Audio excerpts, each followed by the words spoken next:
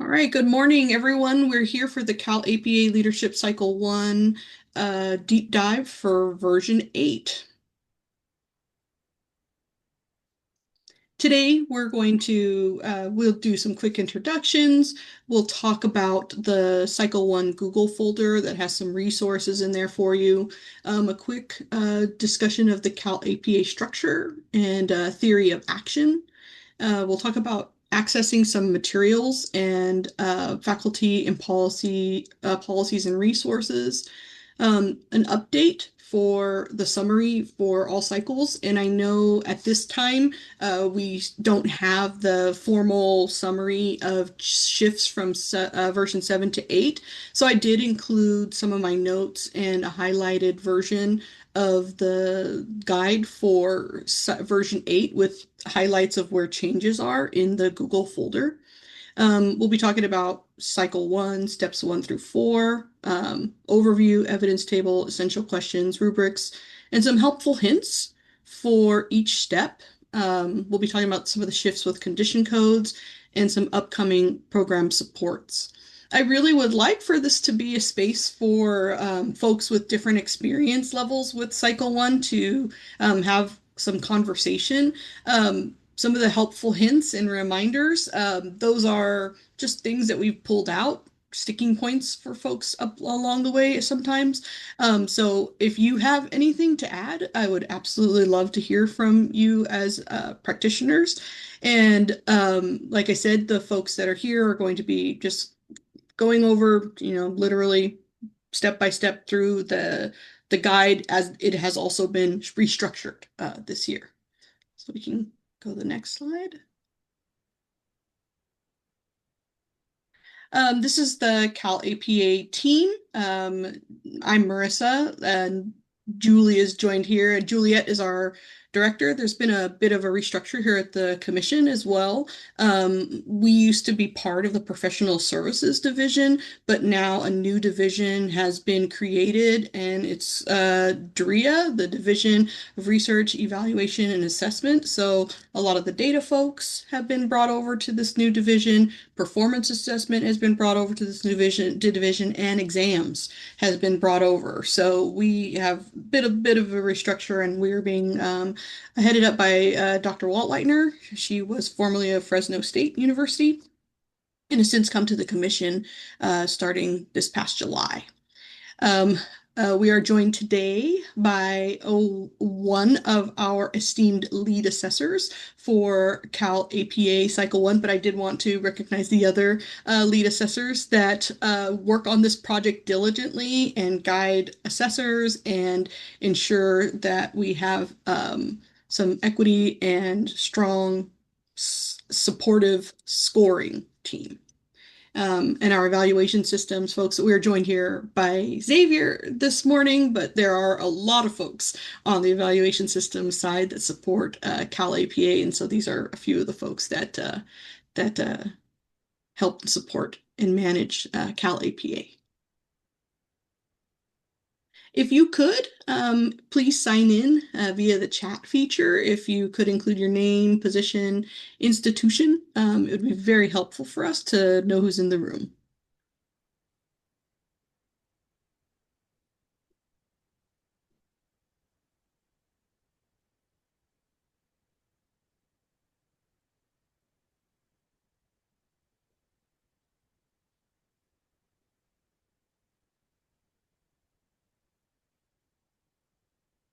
All right. While we're signing in, maybe we could go to the next slide. Okay, so norms for today. We're a small group, but and I think everybody is muted right now. But if you could keep yourself muted just to minimize background noise. My dog tends to come on over and bark right when it's time to talk, but there's that. And it's helpful if your camera's on, but we understand if your camera is not. The chat feature post questions that are related to the current topic.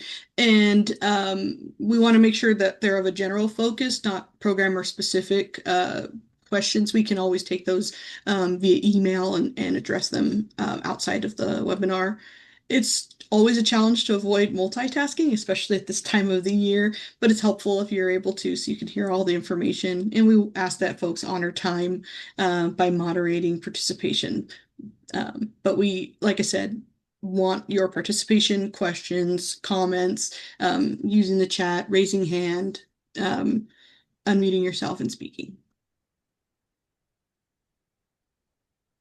So today we're going to be going through updates, materials, and looking ahead to supports. Okay, so the CalAPA Cycle 1 version 8 materials, this is the folder. We'll be dropping it in the chat shortly, but there's a summary of the overview of the updates from 7 to 8. And like I said, the actual document is still in production and will be posted to the website as soon as we have it available. But I did include some of my notes and a highlighted guide in there, the annotated bibliography, the program guide. Now, um, we included the program guide, and the version that was on the website last year was version 5. And so I believe the version 6 is the guide that's there, and that's the most up-to-date version of the guide.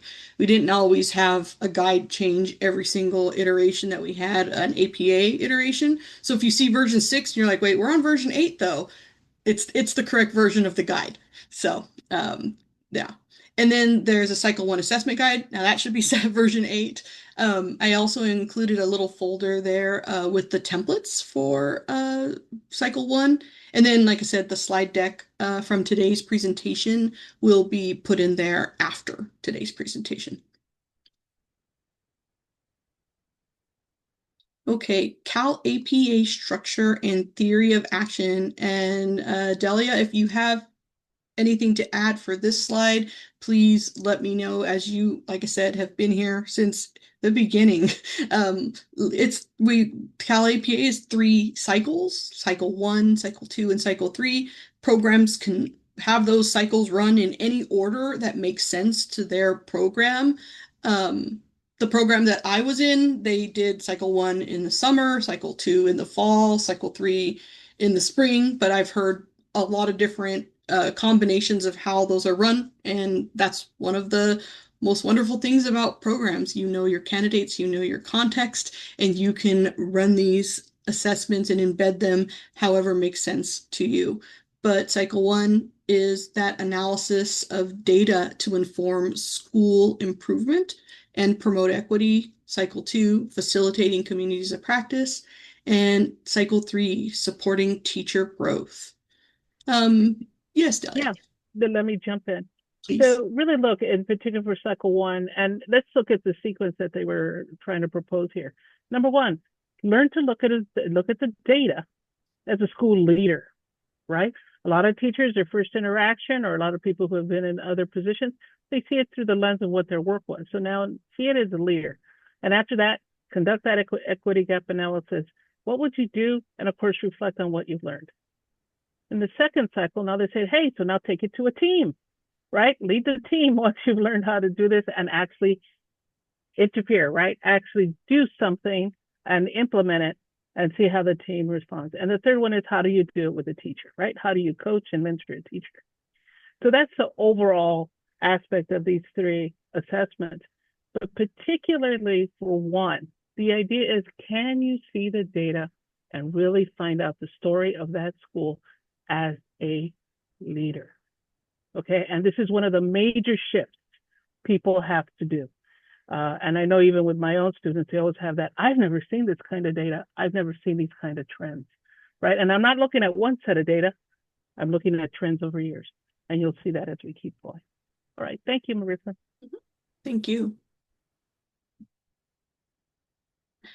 So there's a link to the CalAPA faculty policies and resources, and I think it's going to get put into the chat as well. This is a link to the website where you are able to access the required acceptable and unacceptable supports.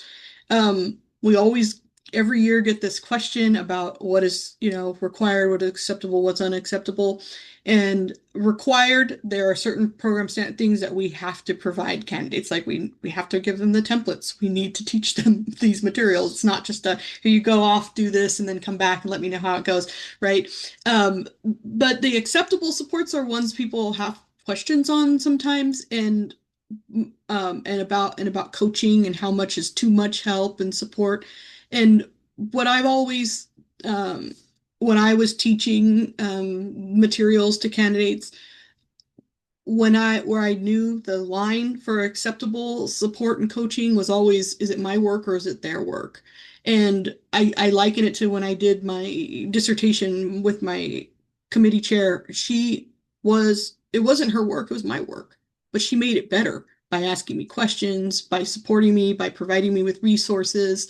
And without her, I couldn't have done it because I needed to be led through that process. But it is my work, and I did it before generative AI, so no chat GPT in there, right? And so it really was my work. But again, without her, and Dr. Margarita Jimenez Silva at UC Davis, without her, I could not have gotten through that process. So that's the faculty member's role in this process, is that, giving resources and supporting someone, coaching them through, and, pointing out where they might need to work additionally, but not saying specifically what they need to do, because we don't learn that way. If somebody just tells us everything, then we don't get to critically think about it. And in a leadership role, that is the most important thing, is that critical thinking process. There's some guidance there about confidentiality of video recordings, assessment materials. Now, I've gotten a few emails this year about folks that did not receive the email that went out in the middle of July with the new password to the protected materials. If you're one of those folks, please email us at the CalAPA inbox, and so we can see why you were not on that list. We are using the list that is pulled by the ADS. And sometimes there was something with like two lists within ADS, and so we had to go through and correct that. And so I want to make sure that you're getting those emails. I also sent out an email reminder of this meeting through the APA mail serve, and so you may have received that yesterday afternoon. There is going to be a link in this presentation to sign up for that mailing list. Faculty, mentors, coordinators, anyone who wants to hear about upcoming events for Cal TPA and Cal APA can sign up for those mailing lists.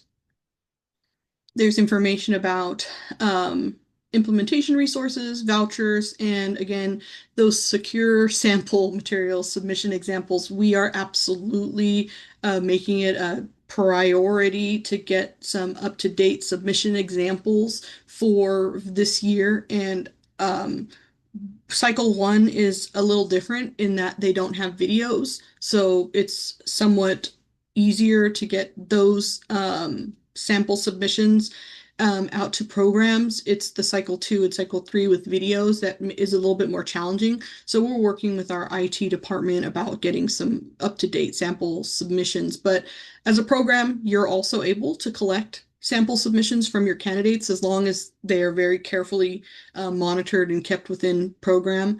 And that might be another resource to build a library for your candidates within your own program. Some updates for all cycles. So we're here to talk about cycle one, but all cycles, the table outlining the essential questions for each rubric has been moved. Instead of being towards the end where all the rubrics used to be, it's now at the beginning with the evidence table. There's one construct for each rubric in levels 4 and 5. So some constructs have been removed, some constructs have been updated, and Delia is going to be so kind as to talk about these rubrics today and things to point out to candidates, especially as they are reviewing their own work before they submit. Some previous condition codes have been moved into rubrics. There was a major push to minimize the number of condition codes that candidates would receive in CalAPA and CalTPA, and so we've made a concerted effort to kind of tighten that up. Rubrics all now follow their associated steps, so the instructions and then the rubrics, and then you go to the next the next step. Several template parts have name changes because there have been adjustments to the number of things that are being submitted, not necessarily in cycle one, but in other cycles, and the glossary has been updated. All right. Leadership Cycle 1, analyzing data to inform school improvement and promote equity. Let's get into it. Okay, I'm not going to read the whole slide here because these are pretty text heavy, and I did want to make the slides something that folks could use as a resource. But this is what we're doing. We're investigating that vision, mission, and our goals and selecting one California indicator. Delia, I know we've had some really great conversation about this part. Is there something you'd like to say here? Yeah, what I want to point out, and I think you guys are familiar with these diagrams, right?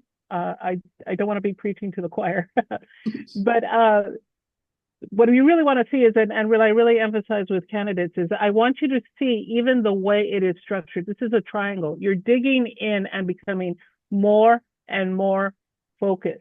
You're basically setting up an argument, right? Because of this, we're going to do this, and I need to get feedback, right? I need to get feedback to make sure it's on target, and what did that teach me as a leader? And that's why the triangle is very, very intentional. Number two, it says select a California state indicator. The state is trying to save you time. Go where the data is. And where do we know the data is? Well, the state has been collecting it. So save time. And I know some people say, well, I really want to do this. I really want to do that. It could be, but this is an exercise for you learning about leadership. Just choose one of the indicators and go where the data is. It's trying to simplify that for the candidates, okay? And really important here, and conduct an equity gap analysis, right? You're looking for a gap that exists, okay? So that's always important to remember. I think that kind of brings it together, unless there's any questions. Yeah, absolutely. I think part of the conversation that we've had where candidates are not necessarily choosing where a gap is, they're just picking something and there's no gap, and that creates a problem for them, correct? Yeah, it really does. And I will admit, in some very early versions, 1 and 2, it says, or an area that you want to focus on. And that's why they eliminated it. It said, let's just be direct. We know the data is there.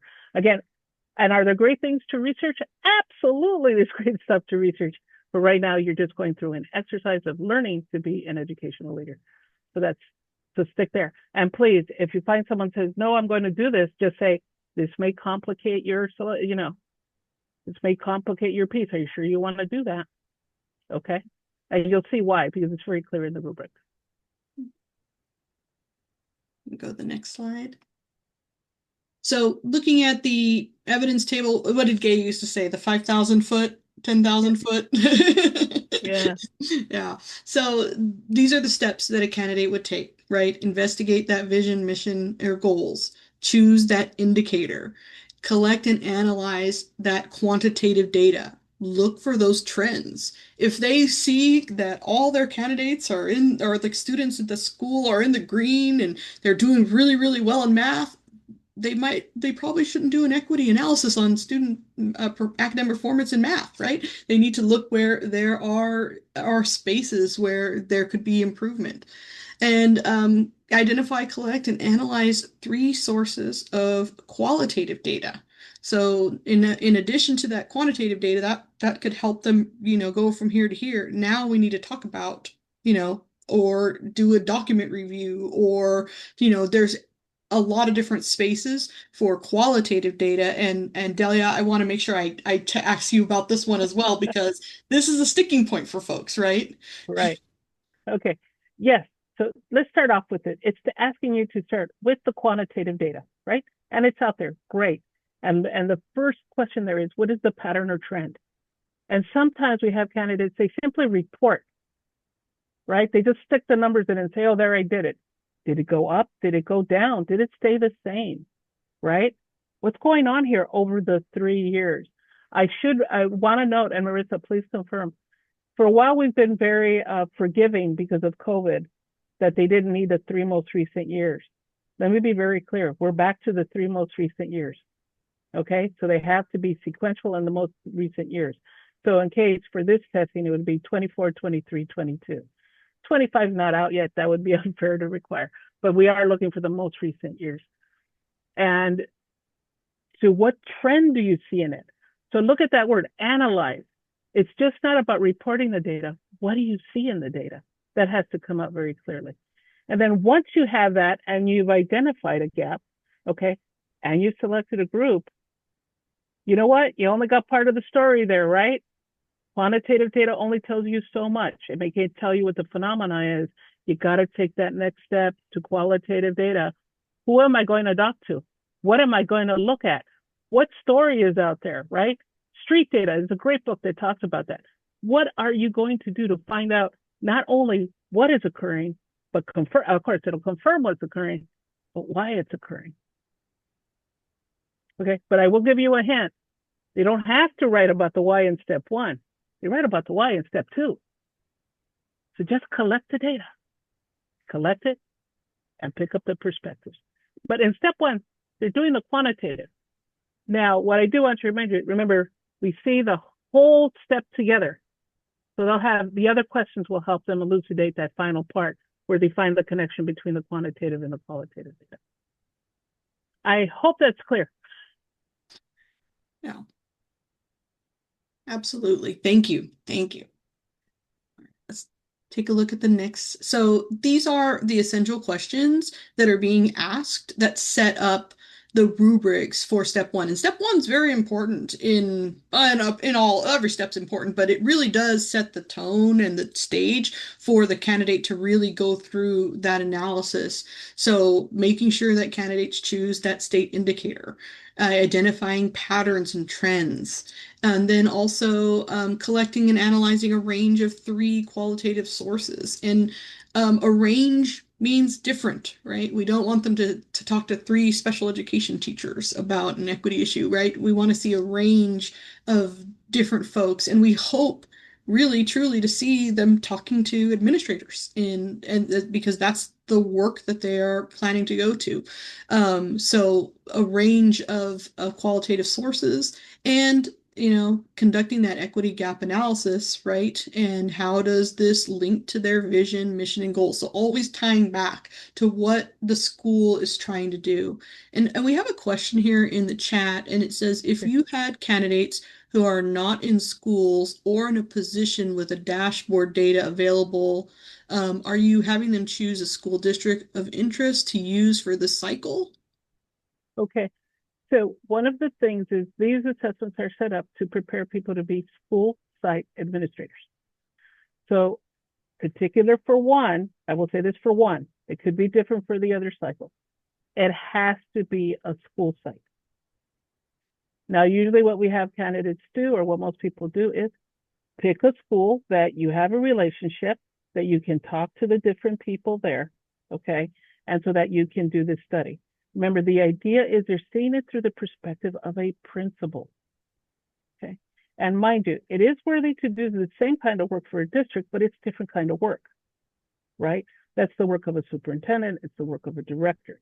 So right here, we want school site experiences. Okay, and some of you are saying, wait a minute, but I have some nurses. I have some PSAs. I have some social workers. And here's what you need to say. Your job will be to support that school leader. You need to see their work through their eyes. Okay, so that's why. So, and I will tell you, been doing it for 5 years. Everyone can find a school they can do it with. Okay, okay. Now, I will say this, and choose a school that has data. Okay, choose a school that has data. Now, there is, and again, publicly available data, right? the dashboard, so forth. So you have to choose a school with that data. And you're right. Like, for instance, I also work with ECE principals who would like to get their administrative. They say, I don't have it. Sometimes I'll work with their feeder, or actually, at least where we work, they have chronic absenteeism data. So they have that starting point. Okay. And then they can plunge into their school, or they go to the school they feed into. And they said that's really, actually, they really enjoyed that. Because they see, oh my God, it just spread up, our perspective on what we're working with. A condition of this cycle is it has to be a school cycle.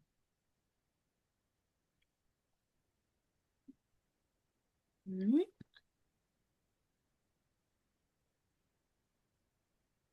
So in the instructions, this is just a quick summary. The candidate looks at their school vision, mission, and goals, investigate them. Remember, it's done at a site-based level, so one site. The initial data collection, they do that quantitative, qualitative data analysis, looking for trends, primarily quantitative in that initial, but the extended data collection, that's quantitative or qualitative. Did I it's too early. been doing, and we've been doing all of our returning assessor trainings this week, so I'm mixing things up. My apologies. My apologies. I'll admit, I'll let Delia talk. It makes sense. Yeah. We'll do that extended data collection and then that equity gap analysis. Okay. So a way to see step one here is, by the way, look, can I give you a big hint for your candidates? Please. School mission and vision. Be direct and to the point. Just write down the school mission and vision. People start writing all this stuff about the school, which is great stuff. All you have to put there is the school mission and vision. That's it. They just want to know it because we refer to it back as we read, right? This is the school mission and vision. You mention it later. Okay. And save the space. Save the space to write about your analysis. Okay. 2, the initial data collection. These are the charts, right? You'll even see it on the template. You put the charts there, right? Cool. And again, this is what they're going to do. They're going to look at the data.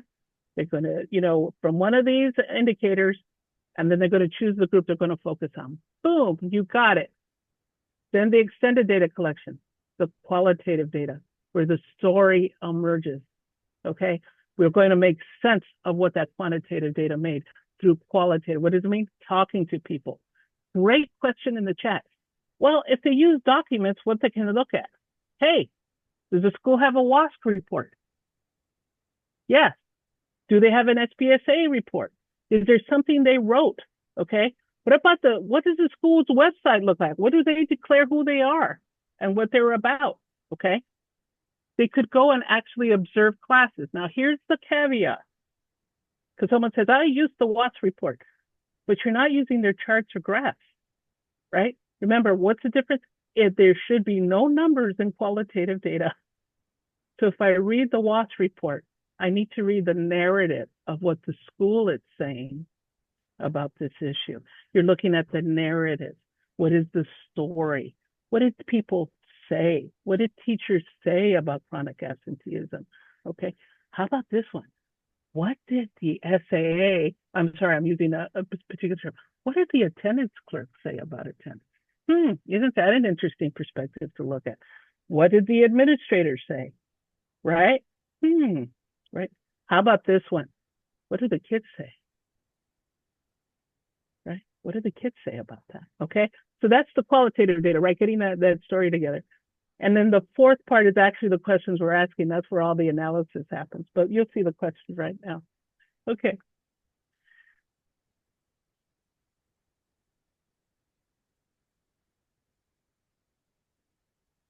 And there's the first rubric.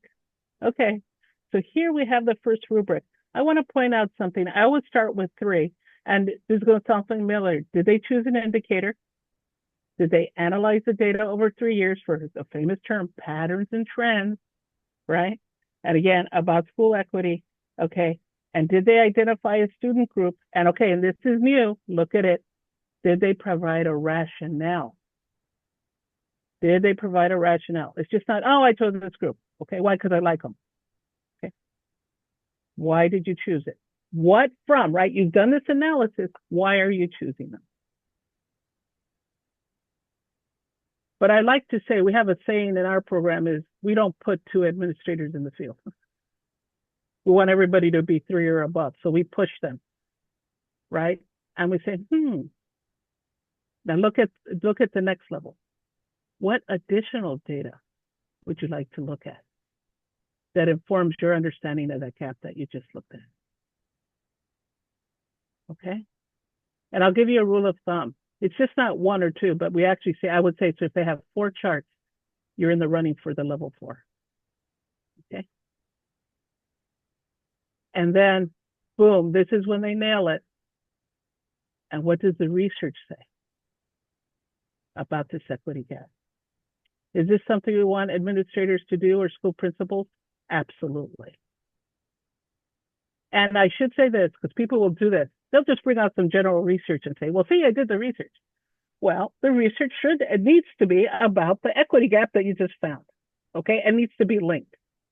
So sometimes, and I've had people do this, well, I was quoting Learning to Improve. I love the book, and it's a great book, but it's not saying much about chronic absenteeism, right? So you really want to look at that and make sure that is the research you're choosing about this gap, okay? And did it help you read it, help your understanding of what's occurring? Now, I do want to talk about levels 1 and 2 and something you really need to look for, okay? Let's say they don't choose a California state indicator. That's immediately going to put them into the 2, okay? And even though it's, so be really careful, right? That's the slide down, okay, where they start kind of tumbling onto themselves, or it stops making sense, okay? Because look at the next construct under 2. The candidate is not clear. Okay, they're kind of meandering, or they mention 3 or 4 groups, or they get mixed up, and the assessor is literally looking for, but who did you choose? They need to make a firm statement about this is the group I choose, right? Not vaguely, or could be, okay? But notice the 1, and people forget this. If they hit any one of these, it automatically becomes a 1. So people need to be aware of that. If they did not select or make clear what the equity focus area was, it's a 1. Could be beautifully written, but if it didn't hit it, it's not there. They didn't use quantitative data over the 3 most recent years. It's a 1. The patterns and trends are not evident. Remember that just reporting the data, they never talked about the trends, or it went up, it went down. Oh, I see improvement. We don't. It's a 1. Or they don't select a student group to investigate. Or, and this is a big one, and this is new, and you need to be aware of this. Sometimes there's data, and there's this beautiful chart, but those charts have nothing to do with what they're writing about. And like they're talking about new data, or it's not, wait a minute, what's going on here? You presented this data, you're talking about something else. Now, it's relatively rare, but we've actually seen that. The charts do not match the analysis they did. It's like, guess what? It's a 1. Okay? So really look for that. Really look for that. Okay? There we go. Are there any questions about that or any clarifications people would like? So now here's level 2. Oh, my favorite, qualitative data. Okay, let's start with 3. Collects and analyzes a range of relevant qualitative data from 3 sources. Okay, let's talk about range. Speaking to a school administrator. That's one perspective of the school, right? By the way, we have candidates who often say, the principal is so busy. It's okay to talk to an assistant principal, okay, or someone from the leadership team for this one, but just get that perspective, okay? 2, then you want to range. So think about, you're literally shifting your lens, right? And saying, who could give me another perspective? Oh, maybe I want to talk to a parent, right? Different. Maybe I want to talk to a student. Maybe I want to talk to the SAA. Okay. Sorry, I keep sliding into my vernacular here that we use here. Maybe I want to talk to that secretary. Okay. who could give me a perspective on that's going on? So you want a range of perspectives. And if you use documents, that's fine. Just remember what range, what perspective it's giving. Okay. Some people says, well, I talked to 3 teachers and 3 teachers had different perspectives. They may have, but it's still only one perspective that exhibits site. Again, something an administrator should do. And I should also note, this is the first time they're asking for 3 in the rubric. Before it was vague. Okay. Now they're saying, nah, you got to have 3. Okay. And here's the one that's very pivotal. Okay. You have to talk about that relationship between the quantitative and the qualitative. I see we had a question about you couldn't do 3 interviews. Actually, you can, as long as they're different perspectives. Administrator, parent, student, perfectly okay. What you can't do is 3 teachers, right? Because that would be, and so say, well, one's a special ed teacher and one's a general ed teacher. Okay, then show me some more so you get more range, okay? And sometimes you say, oh, then I'll do 4 interviews, that's fine. Okay, well, and look at 4. What does it ask you? Again, right? We want the best administrator for our kids out there. So collects additional qualitative data to further their understanding, okay? And again, and it's included in their analysis. People said, hey, I did 4 interviews, but I didn't get the 4. Well, you never used it as part of your analysis. Okay, it's just not doing the interview, it's including it in your analysis. Okay. And the 5 is really interesting, and this is something that is challenging, is responsive to the complex context in which they're working.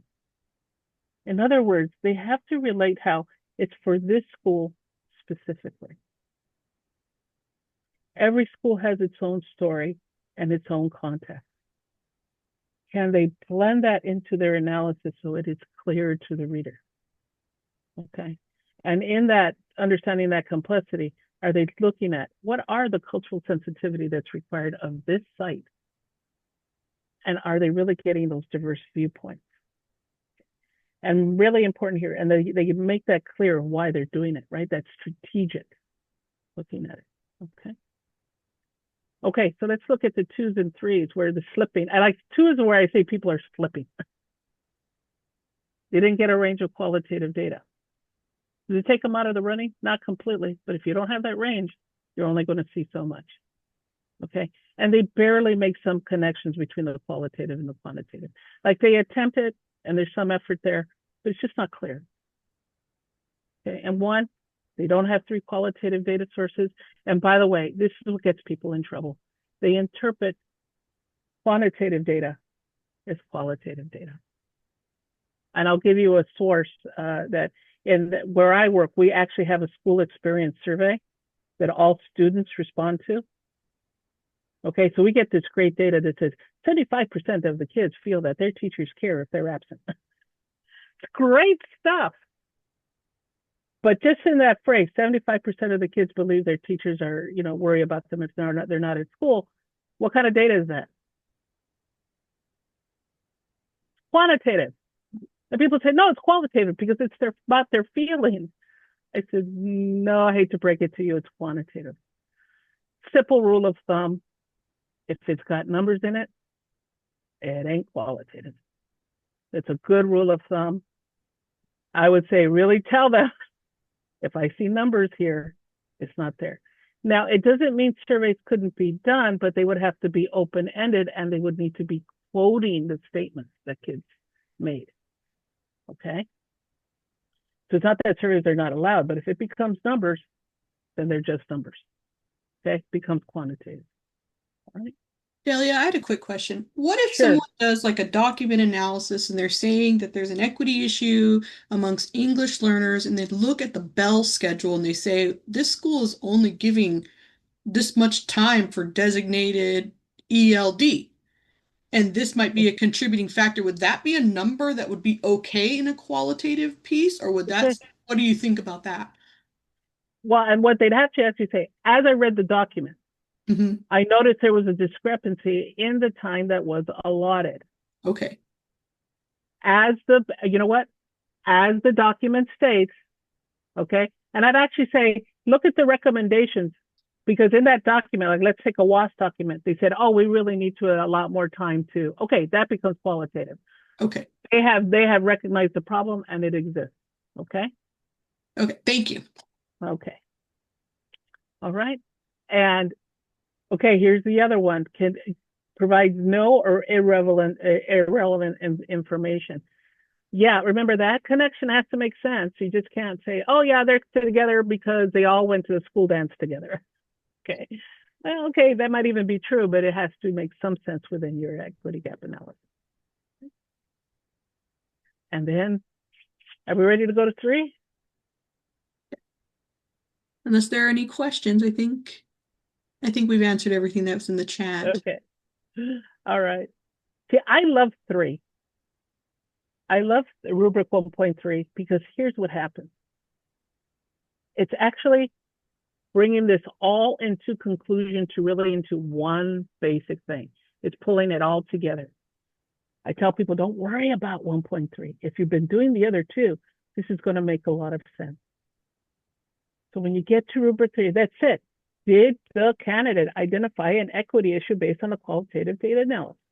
Qualitative and quantitative. Okay? Yes.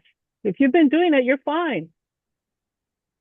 2, did they describe the patterns and trends? Hey, you should have done that already. Clearly describes the equity gap for the student group. Yes. And this is the crowning jewel of 3. What's the link between this equity gap that you identified and what the school has declared their vision and mission? The vision and mission is telling you why their declaration of why they exist. What's the link? But I do want to point out, you see how you see a chain of argument? This is in question 5. Make that chain of argument clear in that question 5. Because I see this in the equity gap, because of these patterns and trends, and I see very clearly that there's a gap here, the question becomes, is the school living up to its vision and mission? Okay, it's the setup for the argument. Okay, now if they want to get a little better, right? I don't want 2 administrators in the field. Once you've conducted this equity gap analysis and you've made the clear connection, okay, do you understand what the school needs to do? Do you understand what has to happen? Okay. Again, now we're coming back into that concept. For this school, can you give us a sophisticated understanding of what needs to occur? Okay, now it's a stretch. We don't want to, we're stretching those leadership muscles.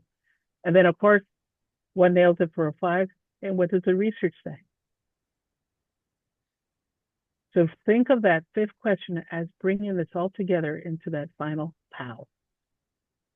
Okay, but it's easy to slip. And now I'm going to tell you something me and Letitia and Glenn talk all about, the fatal flaw. If you didn't do a good equity gap analysis, you see where the crumbling starts. Okay? So make sure, okay? There's an equity issue, but it's based on minimum quantitative or qualitative analysis. The patterns aren't clear. They do a minimum description, and they're minimal. And I will say, and sometimes people say, I just want to get a 2 so I can pass. It's not about getting a 2 to pass. Do you understand what the behavior of a really excellent administrator does? Okay, so you might get away with it, but 2 should never be the goal. You may slip on something and slip to a 2. Okay, that occurs, but that should not be the goal. I really see how if someone is sliding, what happens? They have no evidence, right? With no evidence for the quantitative quality. It's a 1. Remember, they only have to hit 1 to slide into the 1. 2, there were no patterns or trends. Boom, it's a 1. Did not have a description of the equity gap. It's a 1. And did not identify any linkages between the equity gap and the student group and the vision and mission. It's a 1. Okay. That part is now that's analysis. So that very first part where they declare the vision and mission, the last question is bringing this all together. Now, if they had this, that's the relationship between them. So that's the first step. Okay, some helpful hints and reminders. Step one sets up the cycle, right? So it's important to get it right. Make sure we explicitly teach the component parts. It's intended to be done for a single school site. Unfortunately, we've seen folks turn it in for data for a district. It's not the intention.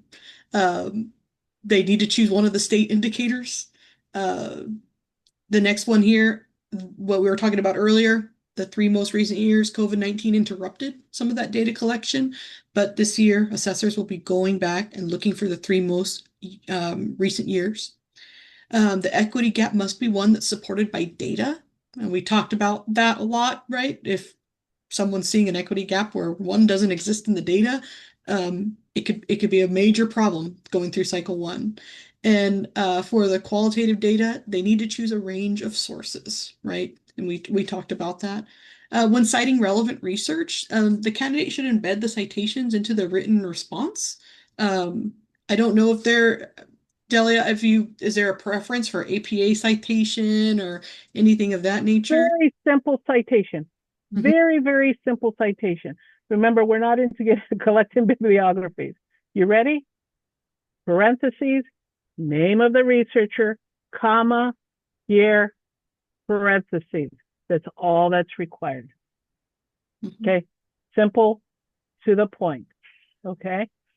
I know people will put in there. No, remember, they're fighting for space. They only have up to 5 pages. Okay. So we don't want to complicate it for them. Again, name of the article, comma, and the year it was published. Thank you. And then they must address all parts of the prompts. Don't leave something blank. So Mhm. I think we're ready for step two. Okay. And this is the plan where they're identifying potential contributing factors and developing a problem statement, defining that specific area of educational need related to equity for the student group. Delia, anything to add here? Okay, I love step two. Step two, it is the hardest for candidates. I'm telling you right now, it is the hardest for candidates because just not saying, oh, this is what's wrong, blah, blah, blah, blah. It's making them think about why it's occurring. What institutional or structural factors, why is this occurring? Okay. And this is a deep dive. Okay. This is the biggest turn for people. And it's also where they're learning to be a leader. Okay. I love step two. I really do.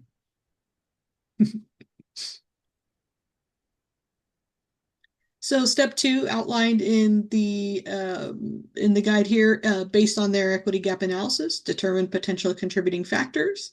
Then, based on the potential contributing factors, determine, for the group of students, identify the educational area of need and develop that problem statement. And they, again, 5 pages here, so they can describe their equity gap analysis.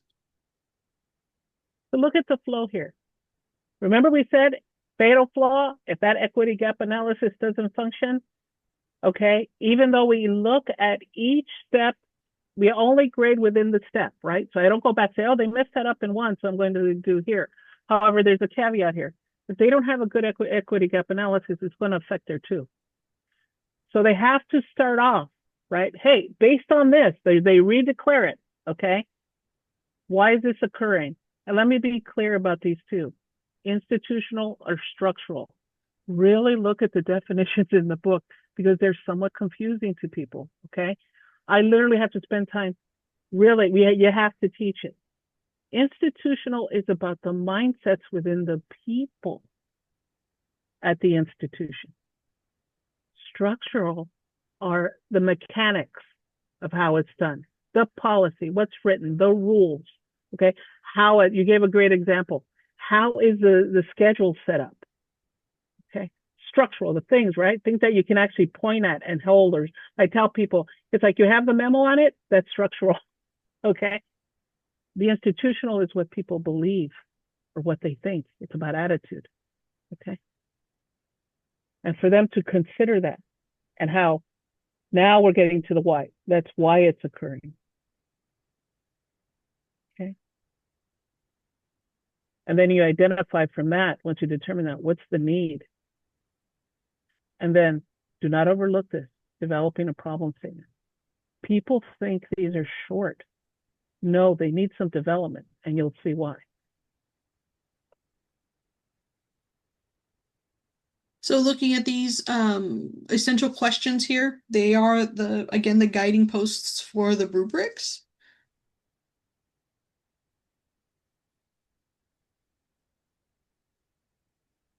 In step two, plan, again, institutional instructional factors, and then that problem statement. And Delia, I think that that's a big part of what we're going to talk about here, but do you want to go ahead and add anything here in step two plan? Well, number one, I really want you to look at, so they have to identify those issues. By the way, I would also tell you when you work with groups, of course, if we do an analysis, like let's say chronic absenteeism, there's a lot of factors going on. They can't select just two or three and say, I think these are the biggest for the school site. Okay. Because again, they have to be pragmatic because of the 5 pages. Okay. And also look at that. And that you want to, hey, I chose 3 and here's the data that says these are good things to concentrate on. Right. Again, link to that, not general. There's a lot of great general research, but with this. Now, once they have that, they're ready to write that problem statement. And a lot of us, we have to redo some thinking here. We've been taught the scientific problem statement, which is usually 1 or 2 sentences, right? Okay. No, it's a little more than this because this is actually the conclusion or the coming together of their entire argument. Okay. Because of this in the equity gap, this is what I found. This is what we need. This is the need we need to meet. So this is how we need to move forward. Okay. It's defining the problem very clearly. So then you can decide on a course of action. Remember, there's an entire rubric just on the problem statement. That's how important it is.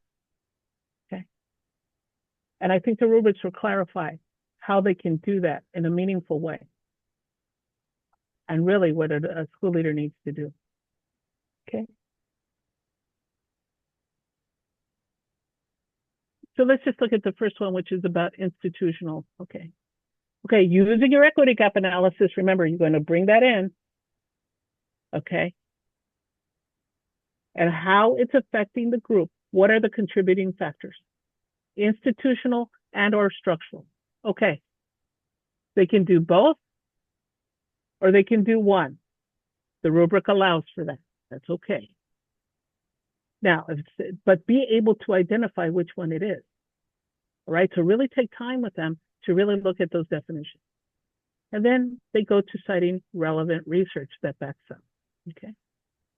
So how do you push them? Okay. We don't put 2 administrators in the field. Let's look at the 4. Okay. As you look at it, and now you're pulling in things from step 1 because of what I learned in step 1. Okay. These are why these contributor factors. You see the backup of the argument? I chose that. Here's the backup of the argument. Okay. You're strengthening it. This is why we need to do what we need to do. And as you see in the last one, you say, and this is research. Okay.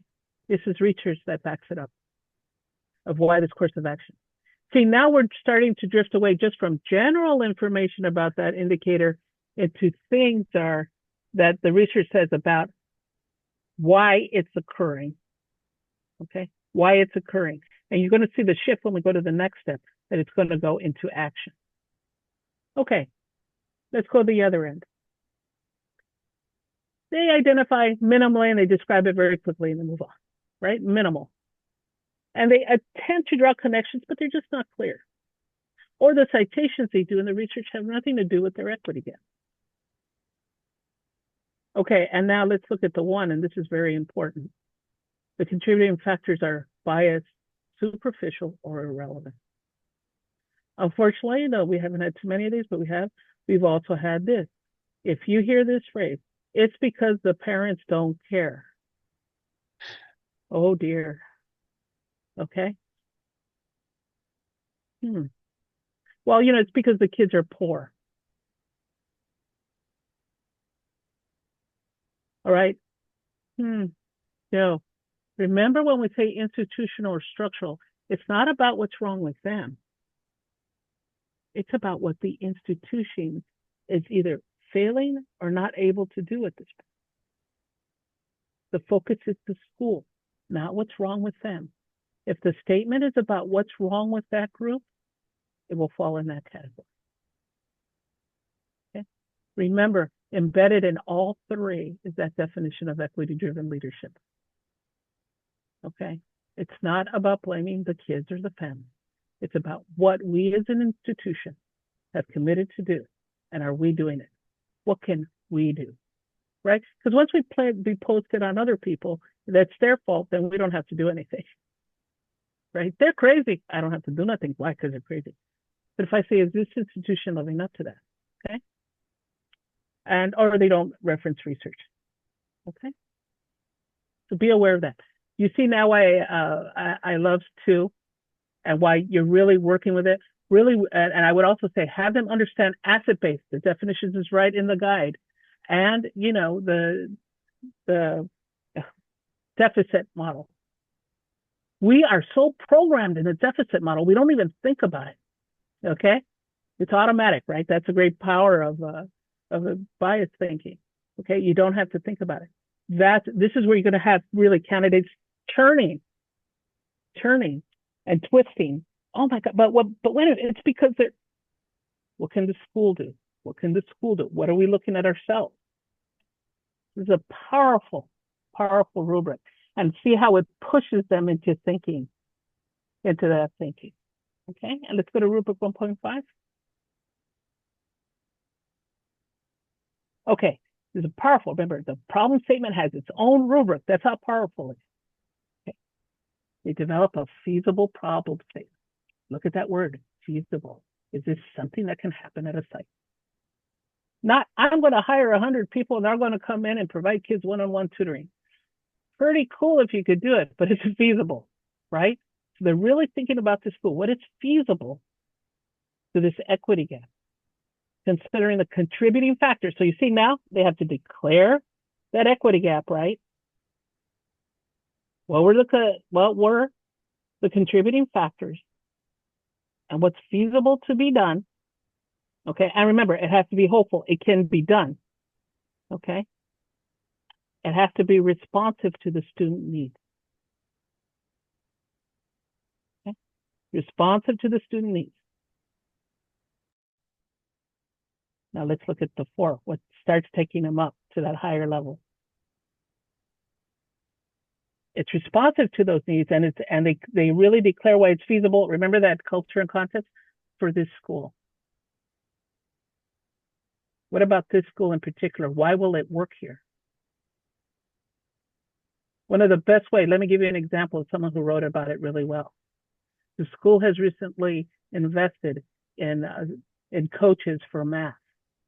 We have the people that we can dedicate it to this to work with teachers. Okay, unique to that school, I can't say they have 2 coaches at another school, right? But they have it. The work has begun. We have rich plays, so they could have that discussion. And again, look at that other piece. They cite evidence-based practice. Again, evidence-based practice. What does that mean? Is there research where something was tried and worked that they're referring to? Let me say that one more time. Are they now citing evidence where things were tried and found to be effective that they're citing? So you see now you're pulling them in, just not talking about what the issue is or so forth. Now we're pulling into preparation for action. Okay. And to tell you the truth, this takes at least a page and a half for them to fully set that argument. I'm just letting you know, because people would throw in a paragraph and think they're done. Take them through the steps. Okay. Have you considered this? Blah, blah, blah. Have you talked about it? Okay. Is it feasible? How do you know it's feasible? Explain to the reader. Okay.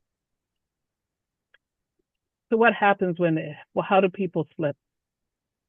Okay. Problem statement is not clear, or it's not clear how it supports student to declare that this is how it's going to help. From everything's fine, this is how it's going to help. They kind of skip that.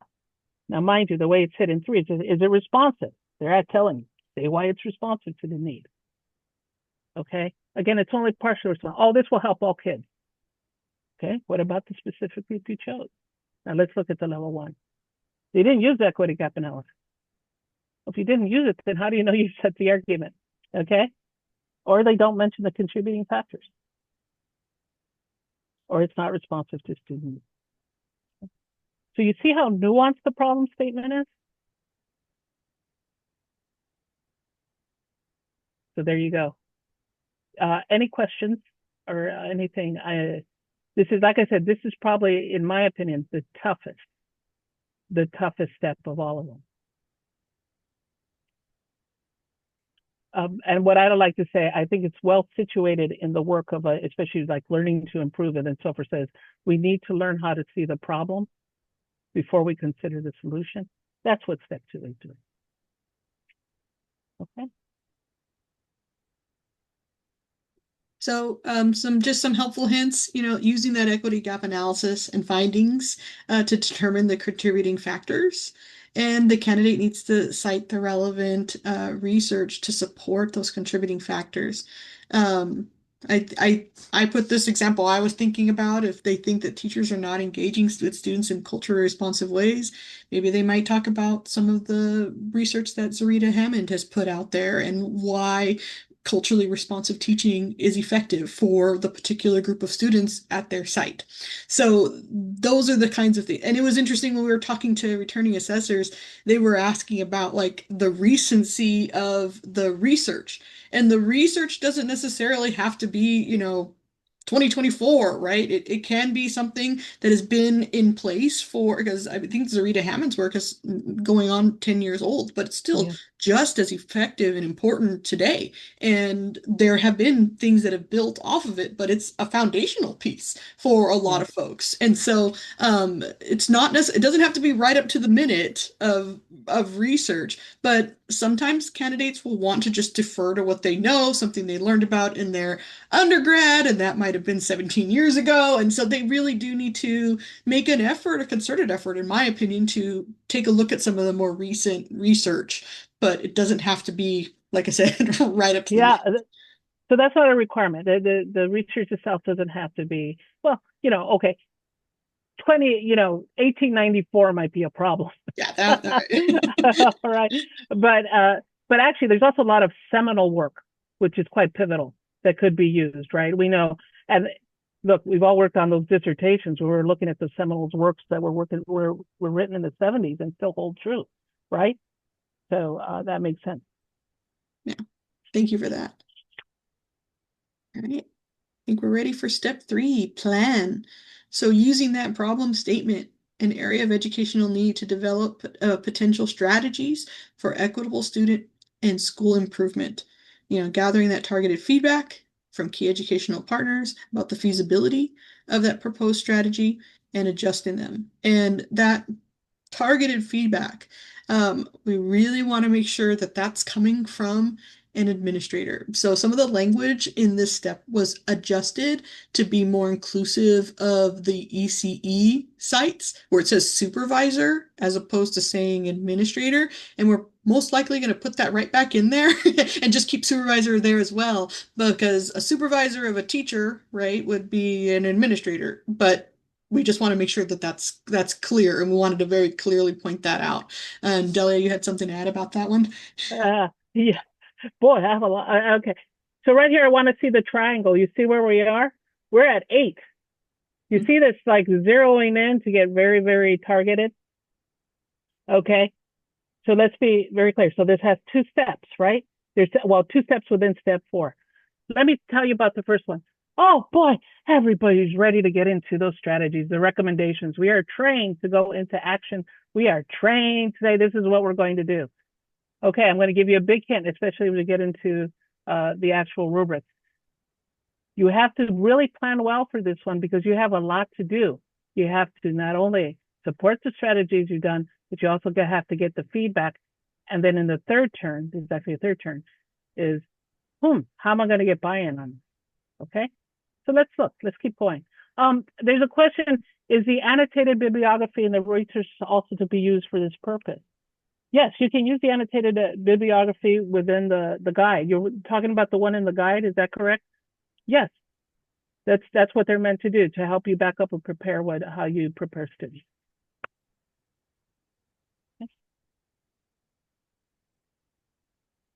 Yeah. The most up-to-date annotated bibliography is in the Google folder. Yeah. Excellent. Okay.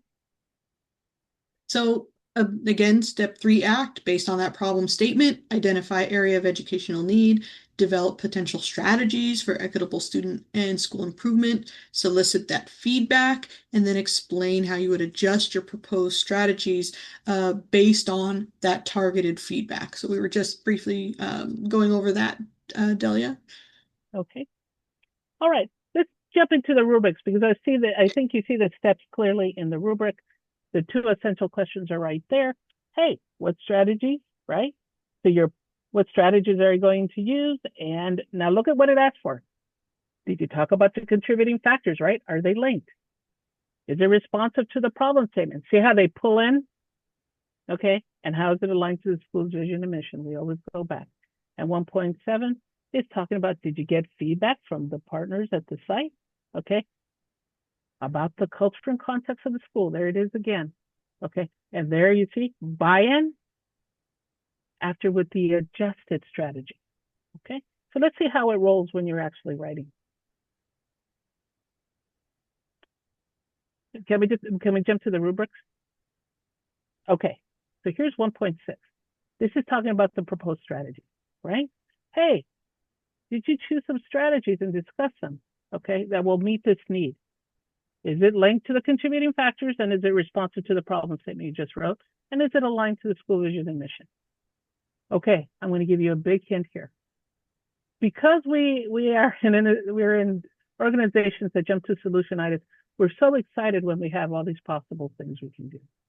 Remember, they have up to 5 pages. You know, there's been a lot of argument. What if they say there's a lot of possible strategies, but I want to focus on this one? That would actually make sense to the school leader, that you may focus it on maybe 1 or 2 strategies, right? There's a lot of things. You can't do them all at once. Maybe I'll concentrate on 2. That makes a lot of sense. As you work with candidates, tell them, here's what I recommend. Just choose 2. Okay? Because this is what happens. They choose like 5 or 6. They're so excited. They write all about that. And they're going crazy, and then they're running out of space at the end, and then they're just kind of they're just doing this very minimal work on the other question. Scale it back. Choose 1 or 2. I will say 2 for safety. Just choose 2 strategies you're going to concentrate on. Talk about how the contributing factors added to your selection of that. Okay? And how they're responsive to the problem statement. And again, and I do this because it's vision and mission. Again, they're setting an argument. And think about it. Truly on a site, you can't do everything. You're going to choose some to get people started, get into this reform, and you can work on it. Okay? 4. Back we are to context. For this specific school, how is it responsive? That specific school. Be able to bring in the story of this school for them in particular. Okay. And then 3, again, now we have the research-based evidence that backs up the selection. So Hammond is great research, but let's take it one step further. Where has this been tried and is evidence that it's successful? That's when you're pulling in that kind of data, okay? To back up my selection. Chronic absenteeism. Oh, we have these mentoring programs. Here is research about that states that these mentoring programs are very, very effective. So at 2, again, minimal description. So remember, they can be doing 8 strategies, but if they're all minimal, right, that's where they're going to fall in, okay? Because then for each one of them, they have to argue how they meet up with their vision and mission. I cannot say this enough. 2 should be enough. concentrate. Even let them write about, there were many possible strategies I could have chosen. I'm choosing these two to concentrate on. Perfectly acceptable. Okay. And the candidate does not propose any strategies. Of course, they would fall into a 1, or they don't make that, they don't note how it fits with the vision and mission. Okay, rubric 1.7. They clearly apply the feedback from a supervisor or educational leader to adjust that strategy. So not only they say, hey, I got this feedback, they say, and this is how I adjusted my plan. I adjusted it. Okay. So sometimes people, I got this feedback, I think it's pretty great. And sometimes they'll say something vague like, yeah, I'll put that in. No, what would you do? How would you adjust it? Okay. And the next piece, the next construct is, hey, and how will you get buy-in? And that's the final question there. Okay. Based on what I learned after adjusting, proposing the strategies and getting feedback, how does it inform me about getting buy-in at my site? And how does this, what do I anticipate realistic implications? What kind of pushback or support am I going to encounter when I actually try to implement this? To really think it out. See, those 3. And I want to note something about supervisor, educational leader. If you remember last year's version, it actually said school administrator. That is really good. You're planning to be a school administrator. I hope most of them do. But you may be on a site where it's the supervisor, like the ECE school, where the supervisor may not be, quote unquote, what we would consider the licensed administrator. That's okay as long as they have that supervisory position. Okay? That's okay. That's why some leeway has been given in there. But really encourage people, want to be an administrator, why don't you talk to them, right? That's the whole idea. Okay, again, we want to push them to excel.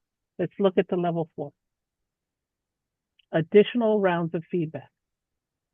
First time I went to my administrator, they told me to follow things. I adjusted. Then I go to another perspective, right? Now mind you, now it says educational partner. So it can be everybody, anybody, right? So then I went to a parent. And I showed them my adjusted strategy. See how they adjusted once? They get feedback from the next person and they adjust again and declare it. And some people will even go to number 3 and they'll adjust one more time. Okay. And look, as we move through the construct, it says diverse range. I want to get a different perspective on this. Okay. On what's workable and what's feasible. So I went to the administrator. I went to a teacher. And you know what? Let me see. Let me talk to a student, or maybe I'll talk to a parent. Okay? You see how that 4, now you're really going in there, right? You're digging into that feedback. And each round, you adjust it and you declare the adjustment.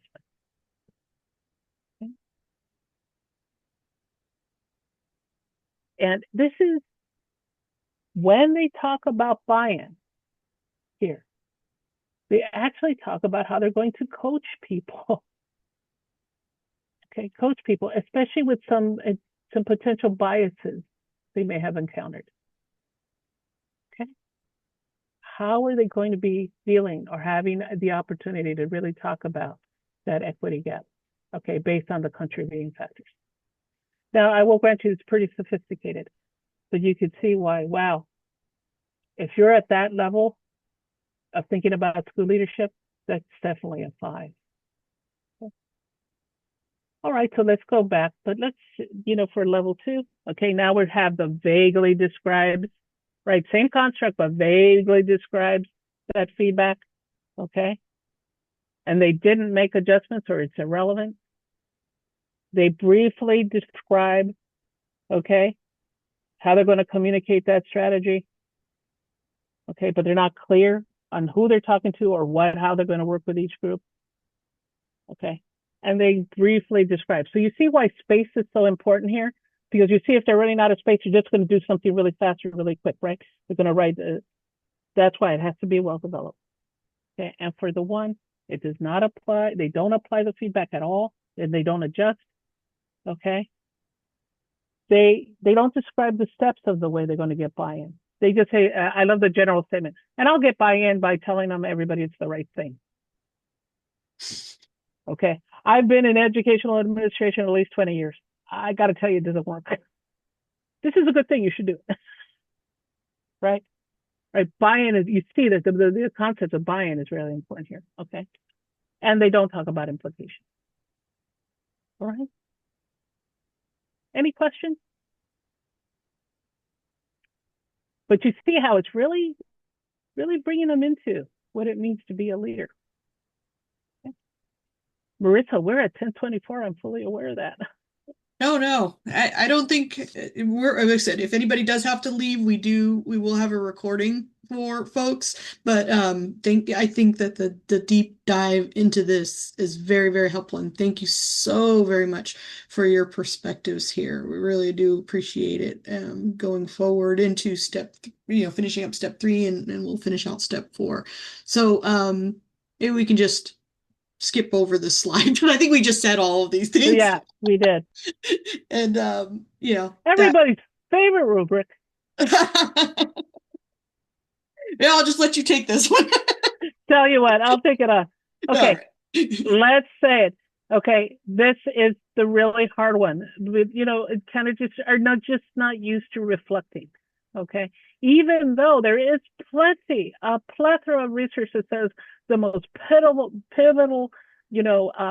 behavior a leader can have is to be reflective about their work, and yet we find it so hard, right? So, and here they're bringing this entire experience together that says, hey, what does it say about me as a leader?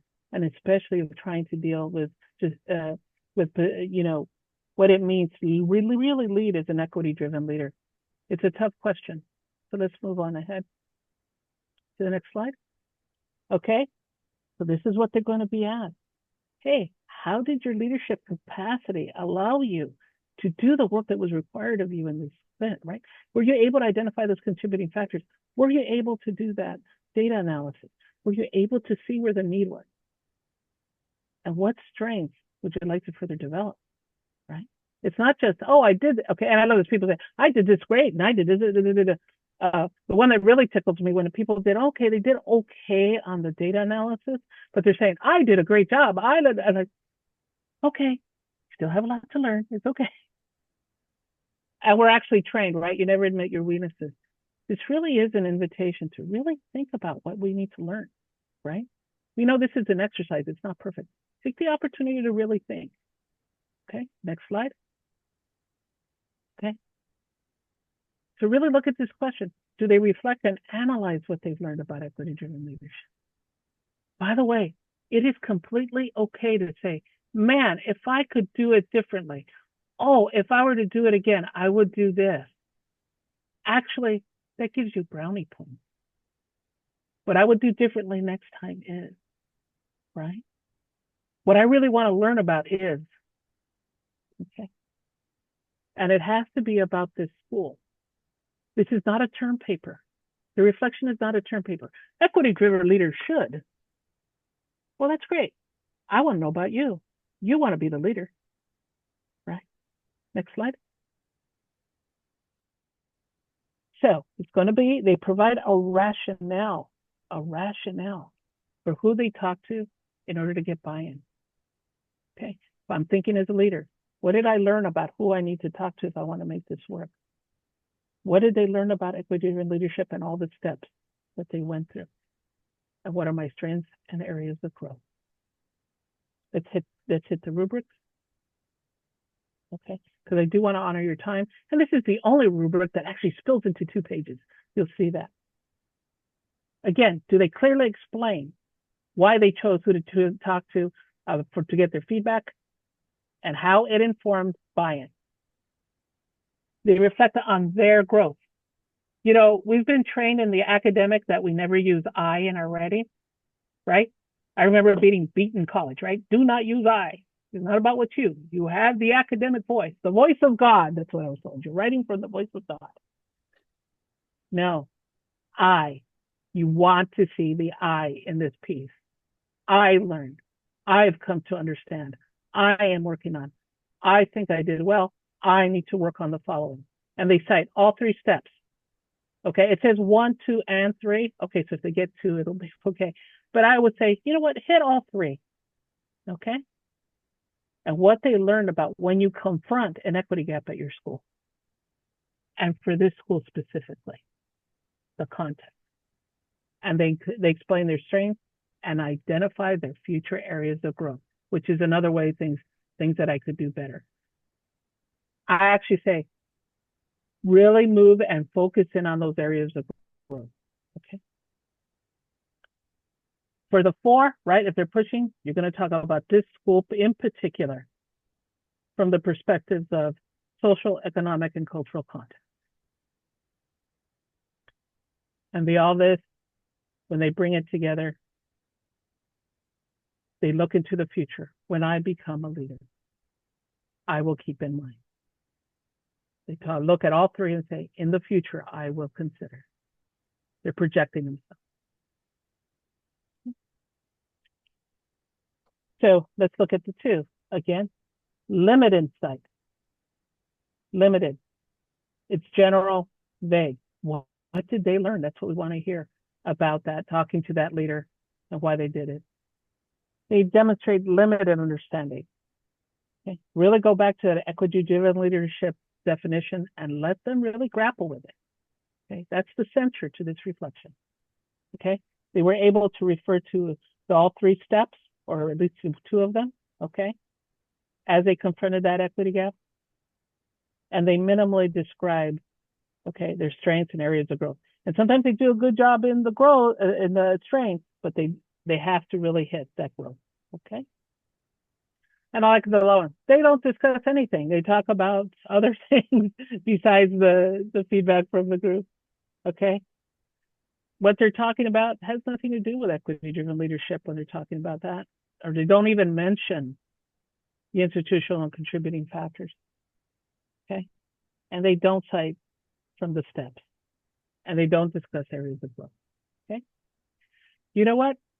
I got it within a minute, Maritza. I tried.